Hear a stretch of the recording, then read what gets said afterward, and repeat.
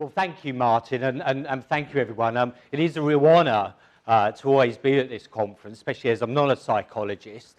And it was a real honour to be obviously given an honour, but really it's a tribute to the work of the charity, but also it's a tribute to all of our trustees, but also everyone here, because what it means is that now that the government and others are starting to take the issues around men and boys' well-being far more seriously. So whilst it's obviously a nice personal honour, you know, it's a reflection of all the work that everybody in this room is doing in one shape or another.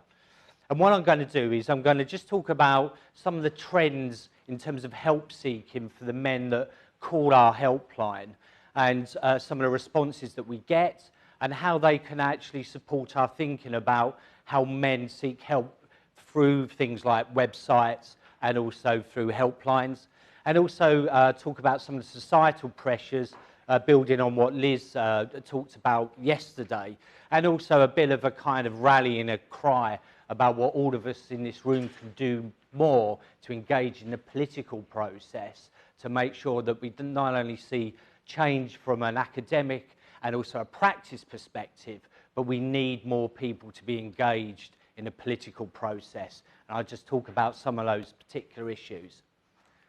So just about the charity, first in Great Britain, a charity in Northern Ireland that beat us by a couple of months, set up to support male victims, importantly set up by women and men.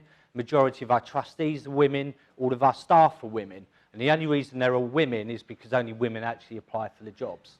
In terms of our vision, it's to help men and their families escape domestic abuse, to ensure public policy is gender-informed and gender-inclusive, and also to provide direct services to men through our helpline, help other organisations. We've just been awarded some funding from the Home Office to train every single police force on the issue of domestic abuse against men, and also give male victims a voice, which, as you can imagine, in the political environment, can be quite tricky.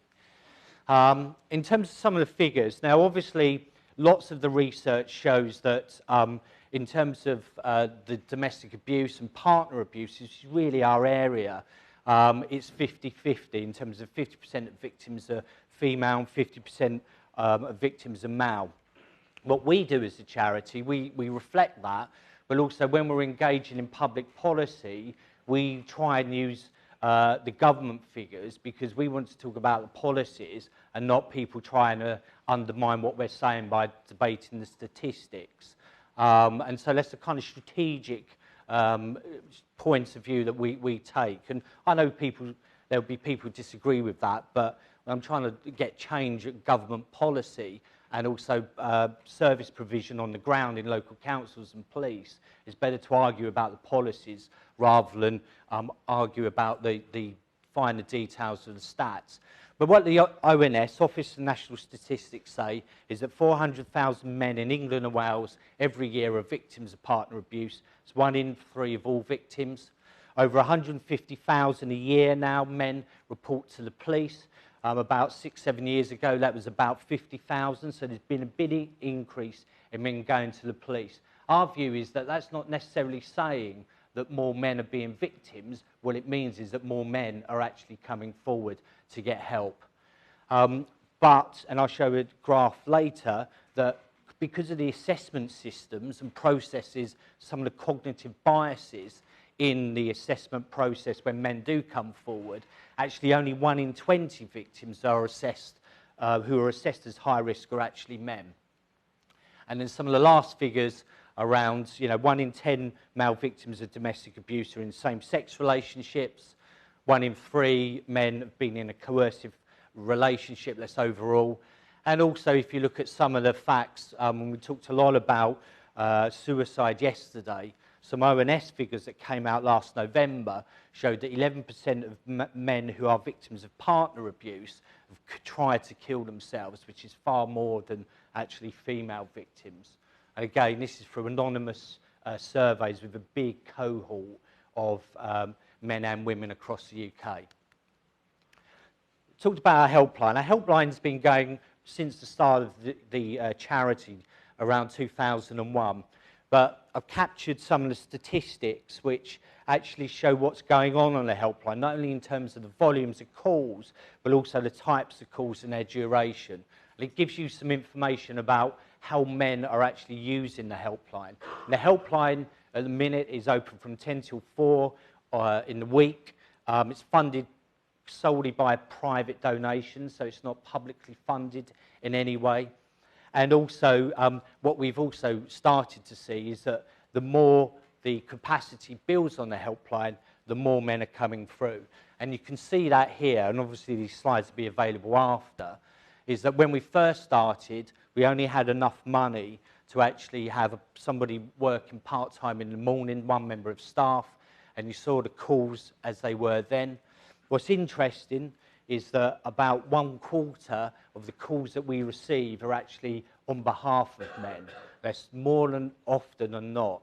That's mothers, that's sisters, female friends, sometimes daughters calling up on behalf of men because the man won't pick up the phone themselves, or they're trying to get more information about what they think's going on in that relationship. And last year we had a conference call almost. We had the grandmother, the mother, and also the sister on the phone at the same time, trying to find out or trying to ascertain whether the experiences that the family member had was actually domestic abuse. And so then you see we expanded it. We actually had the helpline in the evening as well for a couple of years, made sure it was open all day. We stopped actually having the helpline open in the evening, partly because of funding, but partly not many people called, not many men called. And the reason for that was they're at home with their perpetrator. So actually that was an effective use of time. And then we had some extra funding. A couple of business people actually made large donations to us. They said they were advised by their accountants that it was tax efficient to actually give some money to a charity, and I just said yes, of course. So we've been able to expand the helpline to 2 members of staff, and you see the calls go up. What that is showing is that the actual demand for our service is actually greater than the supply in terms of our capacity. So every time we increase the capacity, it just means more guys can get through. Some of the helpline trends, we're still getting the issue around 1/4 of the men who called us said they've been unable to get through. Our average call is 33 minutes. What's interesting is the government issued some new grants last year to a range of helplines, including Men's Advice Line, the National Domestic Abuse Helpline and Stalking Helpline. But because they're worried about funding, they gave, if you like, an instruction to those helplines that they needed to make sure that they spoke to more people, and that meant that they had to reduce the time that they could spend with those men and women for the women's helplines to try and get the numbers down. And we felt part of the reason we didn't bid for that contract or that grant is because we felt that was morally unethical for us to try. When a guy calls, we're on the phone as long as it takes. There's absolutely no cut-off. But it's 33 minutes. Sometimes when they call, they don't speak for 10 minutes. You know, they're just trying to get their thoughts together. And, you know, the trained team there are just gradually prompting them, getting them to open up and talk about what they're going through. And what most of the calls are, they want to primarily get things off of their chest. They want some signposting help to local services. And often with a lot of the guys, they just want information about that they can take away and leave the situation without necessarily telling anyone else. They want practical information. Right, you've confirmed I'm a victim. What can I do to get out of the situation? And in terms of male help seeking, what's important, especially the kind of 2 near the bottom. So over half the guys who call us have never spoken to anyone before they call us. And also, nearly 70% would not have called our helpline if it was not anonymous. And that's really important in terms of male help seeking in these types of scenarios. The importance of anonymity at that very first step. And we've based quite a lot of the thinking about the helpline on things like the Samaritans, for example, because it's a similar type service in many respects. But that's a really important stat. So we make clear our helpline's anonymous. We don't take people's details down.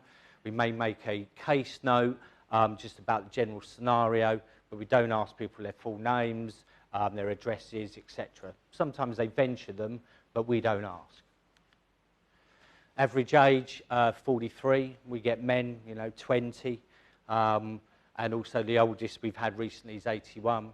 And also 2/3 of those guys have got children in their household. So they're worried about not only their own safety, but of course the safety of any of the children in their household.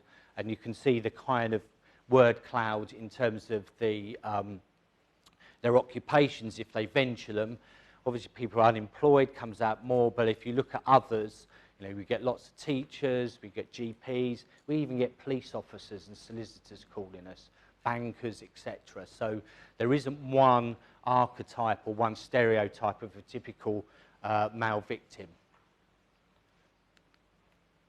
The types of abuse that they're saying on average it's 6 years. We've had guys saying they've been victim for 20 years plus. And this is this sits with the government's broad definition of domestic abuse. And you'll see that really the emotional and also the psychological is actually more prevalent in terms of the abuse they're suffering than physical. And the issue, of course, is that physical, obviously the wounds and the scars do heal, but obviously the mental scars last a lot longer. Okay. Our website, now, this is an area I really think is important for male help seeking. So our website has been going up and up and up and up every year. And so in 2018, we had 92,000 visitors. Now, some of those will be you guys looking for facts and figures, etc. And you're most welcome. All free to use, all our videos and everything, free to use. But it's been going up every year. And the key thing is about not just the volume of visitors, but what pages they're looking at. And I run the website, so I look at this all the time. Putting aside the home page, so I've ignored the home page, but what you'll see is that on our website you have a number of key areas, types of domestic abuse, so we've got a whole list of what domestic abuse is and what the type of behaviours. Statistics and research, obviously all you guys, but I think the important ones are the survivor stories. So we've got a whole list of case studies of male victims. Importantly, they're all male victims who have successfully left their relationship and rebuilt their life. So those case studies talk about how the guy got into the situation, what happened, how they got out of the situation, and how they're doing now. And that's really important in being able to show those men that go on that page that there is an escape route, other men have done it, and that gives them confidence that they can do it too. So it's a really important area. If you're looking at help seeking, actually showcasing how other guys have got out of that situation. And you can see how popular that page is. We added a new one about a year ago, Someone You Know. What are the signs of domestic abuse? And that's really to help those mothers, work colleagues, friends, and actually that's starting to become even more popular about people trying to help people or find out what the situation is, what the signs are. Okay, so that's the website. Publicity, how important publicity is to drive not only calls to our helpline, focus on the issue, but also more people coming forward to the police and other support agencies. And I don't know, has everyone seen that video, that Abused by My Girlfriend? It's still on iPlayer. It's a must watch. And Alex, who's one of our ambassadors, his ex-partner went to prison for the abuse that she committed against him, including the first ever conviction of a female perpetrator of coercive and controlling behaviour. You must watch that. I mean, you must watch that. It's 45 minutes long, absolutely brilliant, high-quality BBC documentary about how he got in the situation and then how he got out and how he's doing now. And as you can see, the impact, February 18, just over 5,000 calls. When that was broadcast, over 18. hits on our website, over 18, and our helpline went up, other helplines went up as well in terms of actually the support that they were giving. Our phone line was constantly engaged. Another situation, Coronation Street, 2013, Tyrone, a character, was a victim of domestic abuse. Talk about the calls, they actually had our number at the end. Soon as our number popped up, the helplines just went crazy. We had the team working through the night, fielding calls from men, and again, lots of mothers and sisters calling us because of what they saw. And that's been similar if you talk to the kind of male sexual abuse sector. There's been a number of stories on Coronation Street and Hollyoaks about male victims of sexual violence. They've seen the same trends. So the more awareness, whenever there's focus or features on male victims of these types of crimes, far more men come forward. Really important. In terms of the minimisation, just in terms of who men do tell, again, most of these are ONS figures, but men are more than twice as likely than women not to actually tell anyone they're a victim. The figure for men is worsened, which chimes against what the police are saying. But also, you can see all the way through that male victims of partner and domestic abuse are far less likely to tell anybody that they're a victim of those crimes. And you can see, in terms of a health professional, only 1 in 10 will tell a health professional, but 1 in 5 women will. So again, that shows you that not enough men, and to be fair, not enough women, are actually coming forward to getting help from the authorities or telling anyone that they're actually a victim. And so just some kind of the psychology, male domestic abuse help seeking, which we've seen from the helpline. Important about anonymity on helplines like ours. Self-help, practical information, tools. There's lots of tools and information on our website as well. So the team are able to talk through them, what they can do, but also that information's on the website. So having a web presence, a decent, not flashy, just practical, clear web presence is actually really important for male help seeking, because they can go on those sites, they can get the information, and they can do it without anyone knowing. And that's why it's so important in terms of actually men being able to try and fix their own problems, or actually talk to other people about their problems and actually be able to build a plan without actually telling anybody in authority what's actually going on. No peer-to-peer judgment we've felt really important in some of the work when we ran a drop-in. Men in that situation when they're a victim, and it's different I think when they're a survivor, and we heard quite a lot this morning about the importance of self-help groups. But these is really about when they're a victim. They don't want to admit that they're a victim in front of other men. Different if they're a survivor and they're moving on the journey, but at that time of crisis or that where they are a victim, they don't want to talk to other men because they fear the judgment that they will get from those other men. Importantly, they're not worried about the gender of the help giver. I said, all the people on our helpline are women. We don't get any men saying, I want to talk to a man only. Even if they're the victims, and overwhelmingly the victims at the hands of another woman, they feel comfortable speaking to other women. And part of that is that there are some myths that go around that only male victims of these types of crime only want to speak to other men. And that is a myth, and we just don't see that as being a problem. I talked about the need to know others have suffered and have escaped. I talked about the case studies, survivors' surveys, but also continual problem that they're not in the system.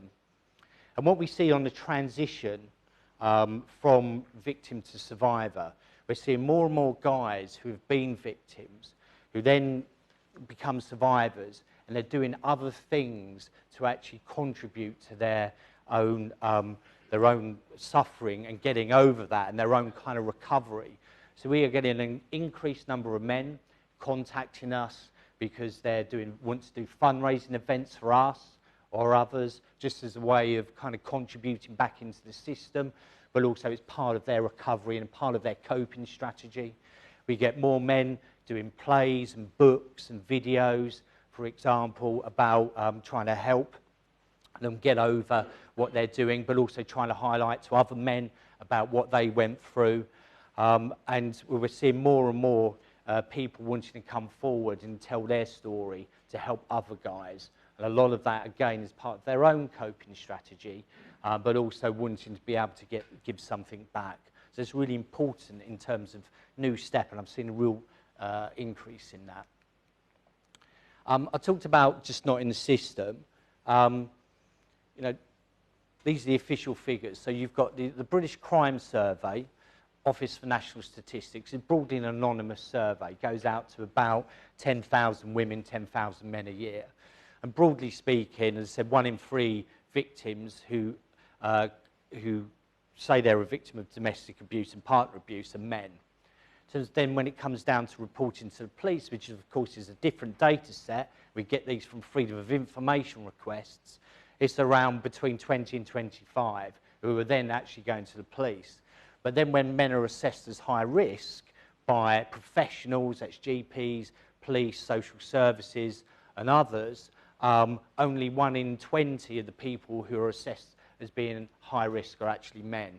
And we think that a lot of that is around professional underreporting, non-recording, under-recording, minimisation. We heard a lot yesterday about those kind of people having cognitive bias when it comes to actually male victims, that even if a male victim has the same level of risk and need, they're actually being scored lower by officials because they think that men can bear more risk and harm.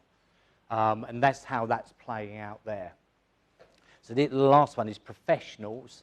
Actually, that's the professionals, frontline professionals, only deeming that 1 in 20 victims of domestic abuse are high risk, and if they're men. And you can see that in one of the questions on the DASH risk assessment, there's 24 questions. One of the questions is, are you pregnant? So you know, one of the points we say in a lot of our training, you have to say, if you're dealing with a man, is your partner pregnant? But you know, men also, if you don't apply that, men are automatically already 1 point down. I'll just go on for why, just briefly. I mean, Liz spoke superbly about lots of these issues. I know we'll hear from Deborah later. So I'll just talk about the societal belief systems, because these are kind of some of the structural issues that keep men in abusive relationships longer than they should be. You know, the psychology of British society, and I touched upon that, you know, so it's still basically, largely, it's changing, but only women can be victims of domestic abuse.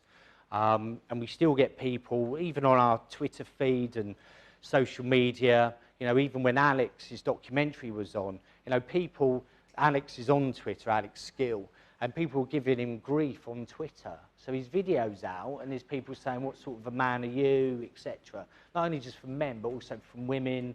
You know, what did you do then, Alex, to provoke your ex-partner to beat you with a hammer? I mean, you know, that's the type of thing we were still getting on social media. The issue about men just wanting to man up, and I know I talked about, you know, the view that men can bear more risk and more harm. But some of it is changing. You know, if you look at that video, I mean, the most heartbreaking piece on the video is actually Alex's mum.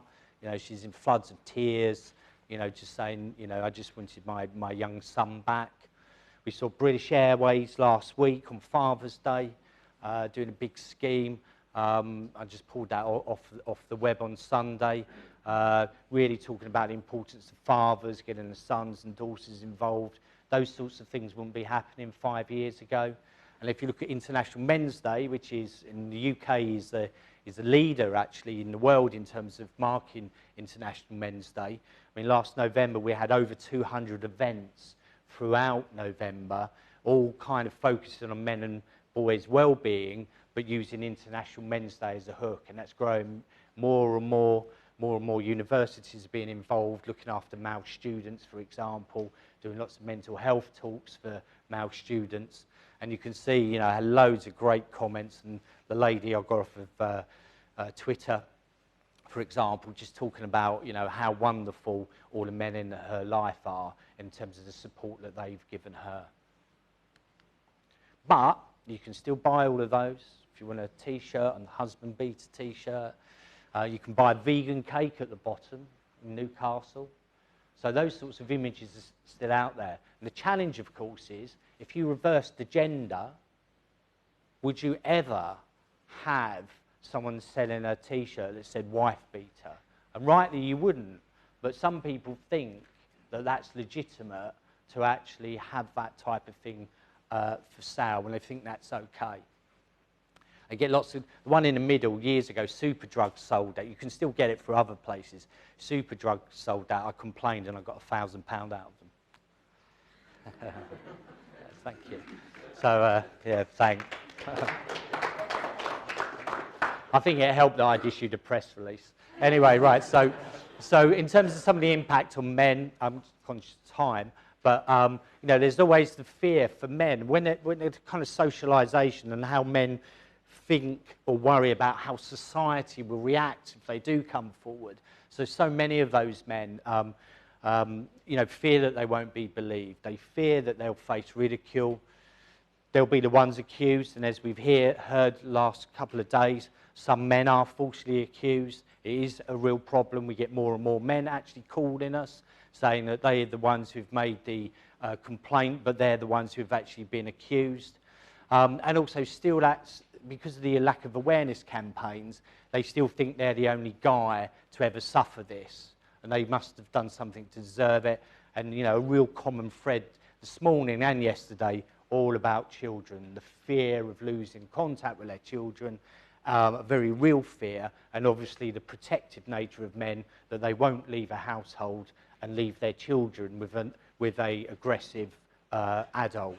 So if they can't leave, if the children can't leave with them, they'll stay in the abusive relationship to protect their children. And this is how it plays out in reality. This was in the Metro a couple of years back. You see how this guy is too embarrassed to report domestic abuse, but he did pluck up the carriage. But the bottom one, he didn't think men suffered from domestic violence.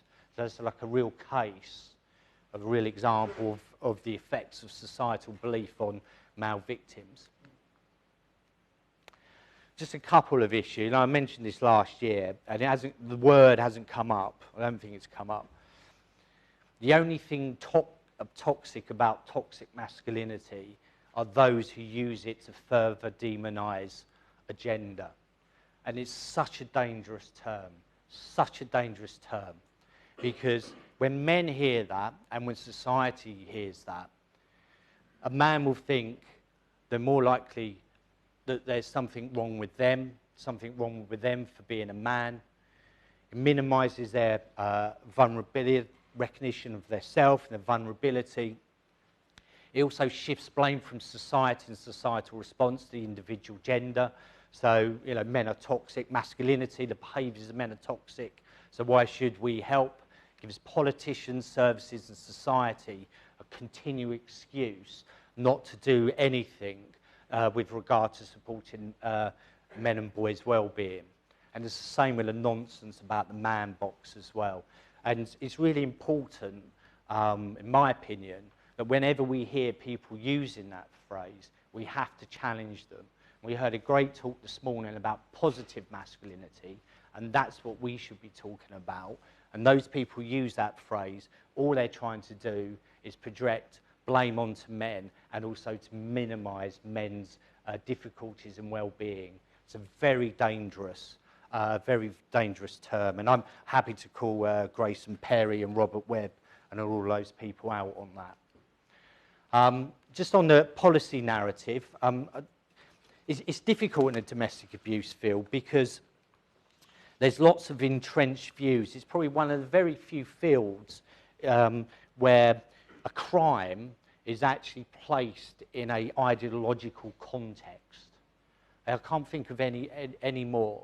And so domestic abuse, there's a huge movement, has been there for 40 years, to place, you know, we heard the chap at the back about patriarchy. So it's all placed in that context. And that's very, very alive in the domestic abuse sector. Not from practitioners on the ground. You know, we had wonderful organisations providing services to male victims on the ground, and nearly all of them are providing services to female victims as well. And they're doing a great job. But at a kind of national government policy making level, there's still the political narrative that domestic abuse is a gendered crime, and it's a crime that's basically that only affects heterosexual women. So even women in same-sex relationships are actually placed in a unequal or a lesser status than women in heterosexual relationships. And you can see how that plays out. There's a violence against women and girls strategy. That's great, no complaints on that. But it covers all male victims of domestic abuse, but also sexual abuse, stalking, honour-based crime, forced marriage. So if you're in policy terms, if you're a male victim of those crimes, you're classed as being, in policy terms, a victim of a crime against a woman or a girl. Big debate on a domestic abuse bill that's going through. Lots of big organisations want to hard code into British law, probably the first time since 1215, since Magna Carta, to actually say that we want to hard code into law that domestic abuse is an issue that disproportionately affects women and girls. And what that will mean, if that happens, is that male victims, will have unequal status in law to female victims. Now, the government are resisting this because they want to make sure that law is gender neutral, because all laws in the UK are gender neutral. It's, you know, a key part of our British Constitution since 1215. But there's a big move now, and even the Equalities and Human Rights Commission agreed with hard coding that statement into law. I've got a big complaint out to them, basically questioning whether the Equalities and Human Rights Commission actually know what equality means. So that's gone in. You can tell why I don't get any sleep. And also the mental health men and boys. There's a big select committee report into mental health of men and boys, which is a positive step. It's going through Parliament at the moment. They're discussing that. A number of us actually took part in that. And I think that that's a really important move, and we saw that from the Minister. But that gives you a indication of some of the political narrative. And I'll tell you why that's important. I know it's been brought up, and I know I talked to Martin and John about this, and obviously now we've got the psychology section officially there. And they were the results of the ballot last summer to have a male psychology section. I mean, who are these 1,384 people, British psychologists, who felt it's right to have a female psychology section, and rightly so, but actually chose to vote against having one for men? What is their motivation? What is their motivation to deny the opportunity to have a section in the British Psychology Society on male psychology? You know, I'd like to get all 1,384 of those people to spend the 2 days that they've spent with us and actually challenge their beliefs and their discriminatory and ideological approach, because what is their motivation? Got a female section, brilliant. Why wouldn't you have a male section, given the issues that we've discussed around suicide, men's help seeking, homelessness, etc.? Why did those people vote for that? That was last summer. What is their motivation? And that shows you the political narrative when it comes to dealing with men and boys' well-being, about that's some of the challenges that we face in making sure that actually this is on the political agenda as well as the professional agenda. And 82% of the psychology students taking degrees right now in the UK are women, which of course, and the issue is, you know, for all those women studying that, can you please study men positively? It's a big figure. There's nearly 19,000 women, just over 4,000. So, you know, the psychology world is very kind of gendered in terms of people studying it. And so, you know, my plea is for the great women studying psychology to make sure you're studying us positively and not negatively. And the last thing, what needs to happen, and this is really a plea to everyone here, there's a number of us who are engaged in the political process. And I'm not talking about like Martin, you know, now the Brexit MEP. I'm talking about government consultations, Parliament's select committee consultations, not only in England, but also in Wales, Scotland, Northern Ireland.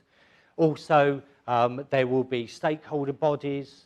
There's obviously always opportunities to write in the mainstream media, publish research. If you've got good research, get your university's press offices onto it and get the publicity out there. Because there's no point in us talking amongst ourselves, having great conferences, etc., if we're not influencing the political narrative in this country to make sure that the politicians, the civil servants, the policy makers, the think tanks and others are fully engaged in dealing with men and boys' well-being. So if you've got great research going out, don't just talk to academics, don't just talk to other practitioners, get out there. Get out there. There's people are prepared to listen, but you need to make sure that you're providing them with the information to listen. And so that's my plea. And, you know, if you need any help with that, it's what I do actually for a living. You know, I can help, and I know a number of others do there. But you've got to make the case. You know, Jackie Doyle-Price yesterday would have come away with lots of information. She could, I spoke to her after, she could tell some of the anger in the room, not at her, but also about the fact, the frustration about why isn't the government taking more and more of these issues seriously. No point in us moaning about it. We need to get off our backsides and do something about it. Thank you.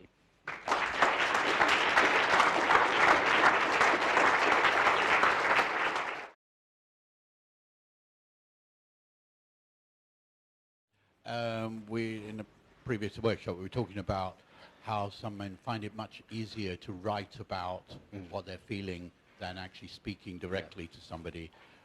Do you have a facility on your site that they can at least start to get in touch with what they want to talk about through writing first? We do when it comes to actually it's about men writing about their experiences. It's a difficult area because we do, in terms of the survivors, when they've moved on and they write to me, and you know, I put their case studies up, obviously anonymise them and etc. And we do get emails, but we don't encourage emails. And the reason for that is because of the nature of the work we're doing. Because if you email in and you're a victim and we email you back, we have no idea who's going to pick up that communication. So lots of victims, both female and male victims, part of the control behaviour they have is that they're not in control of their own mobile phone, their partner's in control of that, their partner's monitoring and looking at all of their email, all of their social media. So we do get men emailing us and also with the case studies, but we won't respond, and we're clear on that because you could put their safety at risk.